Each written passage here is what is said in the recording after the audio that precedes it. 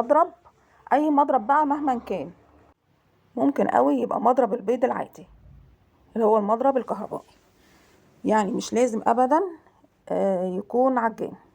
خلاص، بعد ما ضربت كده المكونات السايلة شوية صغيرين يعني مش كتير، هحط بقى البيكنج باودر، عبارة عن معلقة صغيرة بيكنج باودر على النشا على الدقيق، وهحطهم على المكونات السايلة واضربهم كويس جدا لغاية اما يبقى القوام زي ما حضراتكم كده شايفين كريمي خالص، يفتحها قوي ويبقى ابيض ناصع ويبقى كريمي خالص.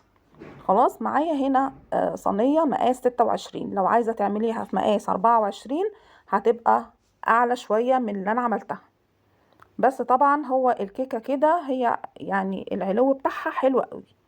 خلاص، هاخد كده نص المقدار طبعا، وهاخد ورقة زبدة احطها في الصينية من تحت، وهدهن